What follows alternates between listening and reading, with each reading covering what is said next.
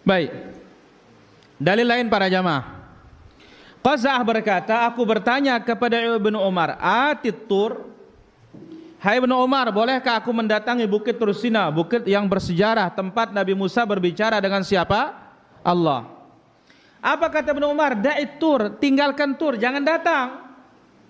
Kenapa? La tushaddur rihal illa ila thalathati masajid. Tidak boleh bepergian dengan safar mempersiapkan kendaraan perbekalan kecuali kemana?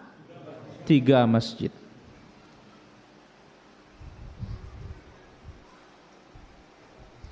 Maka apabila lembah yang suci ini tidak boleh kita datangi, inilah pemahaman para sahabat Rasul sallallahu alaihi wasallam. Orang yang paling dalam ilmunya, paling dalam pemahamannya, paling baik hatinya, fala yajuzu, maka tidak boleh mendatangi tempat-tempat yang lain dengan tujuan ibadah, dengan harus musafir, kecuali hanya 3 masjid. Berarti ngumbe ang kunay lai no. Kumbe ke dulu datang kita, sekarang sekali setahun untuk ziarah kemana? Makam Selaparang, Bintaro, Sekarbela, Luang Balo, Ali Batu, Batu Layar, kuburan Tainacong, keramat Tainacong.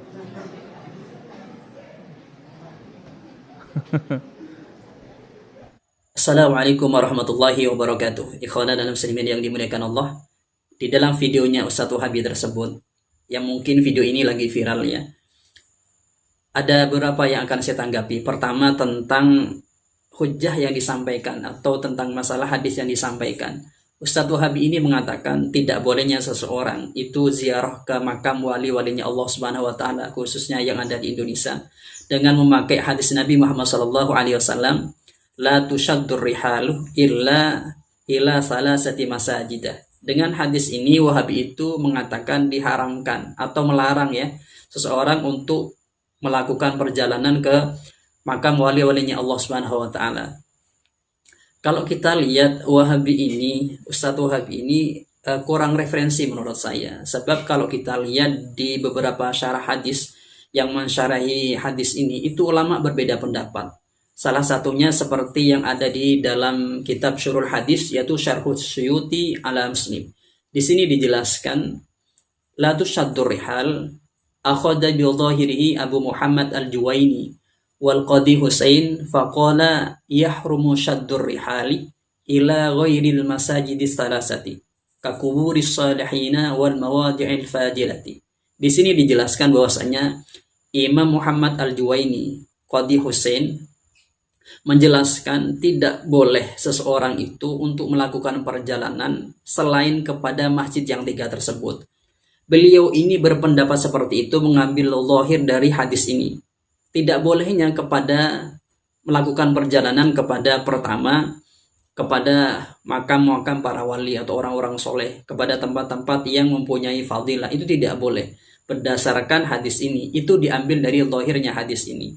Akan tetapi di sini ada penjelasan, was-shahihu inda ashabina annahu la yahrumu wa la yukrahu.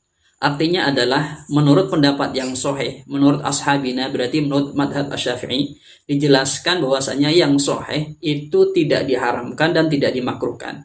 Jadi seseorang yang ziarah ke kuburannya orang-orang soleh, yang ziarah ke tempat-tempat yang berfadilah, itu tidak diharamkan dan tidak dimakruhkan.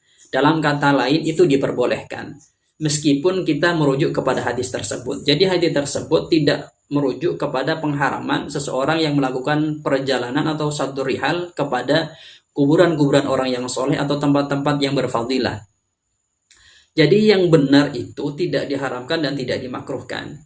Bagaimana nalarnya ulama ini? Beliau menjelaskan, qalu wal muradu annal fadilata atamatah innama hiya fi syaddir rihali ila hadhihi thalathati khassatun. Jadi yang disebut atau muradnya hadis tersebut yaitu la tushaddur rihal, yang dimaksud adalah fadilah yang sempurna. Jadi fadilah yang sempurna itu melakukan perjalanan kepada 3 masjid tersebut. Jadi melakukan perjalanan kepada 3 masjid tersebut mempunyai keutamaan yang sangat berbeda dengan melakukan perjalanan kepada tempat-tempat yang lain. Jadi menurut para ulama ini yang dimaksud dengan tidak boleh melakukan perjalanan kepada asalnya 3 masjid tersebut adalah maksudnya paling utamanya ada keutamaan yang khusus pada 3 masjid tersebut. Wa hadzal ladzi ikhtarahu Imamul Haramain wal Muhaqqiquna. Pendapat ini dipilih juga oleh Imam Haramain dan ulama-ulama muhakkik yang lainnya.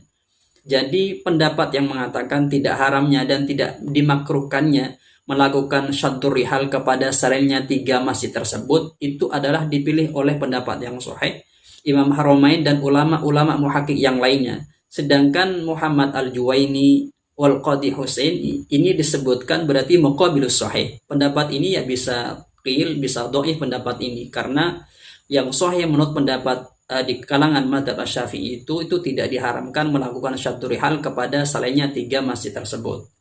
Jadi poin yang pertama ini menjelaskan bahwasanya di dalam hadis tersebut memang ulama beda pendapat. Akan tetapi menurut Imam Masyuti yang sahih di dalam madzhab Asy-Syafi'i itu diperbolehkan, tidak diharamkan. Ini juga didukung oleh pendapatnya Imam Haramain, juga didukung oleh para ulama-ulama muhakkik yang lainnya.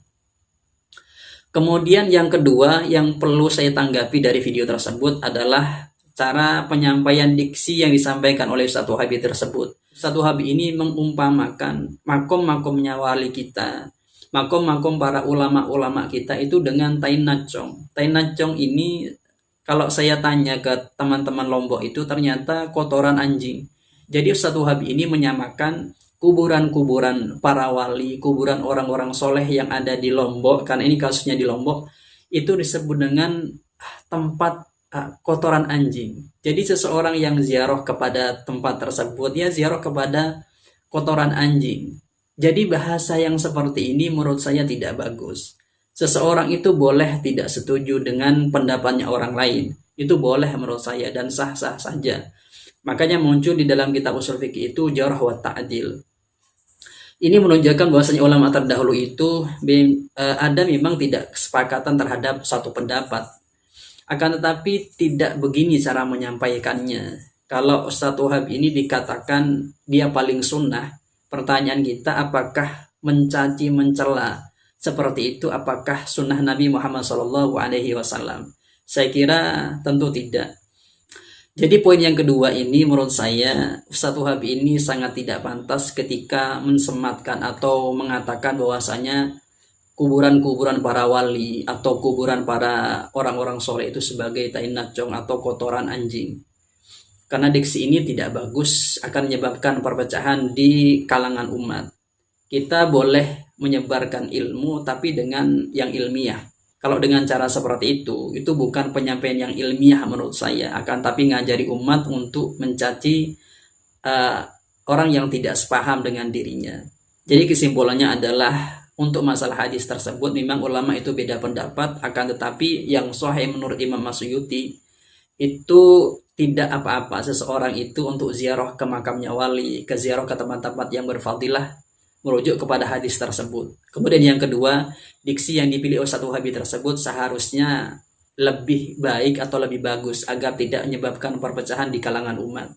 Harapan saya pada teman-teman netizen, ayo semuanya kita belajar mencerna secara ilmiah, tidak berdasarkan nafsu. Ketika kita tidak setuju dengan orang itu boleh saja, akan tapi kita harus dengan ilmiah, bukan dengan membabi buta atau mencaci. Semoga ini bermanfaat dari saya. Assalamualaikum warahmatullahi wabarakatuh.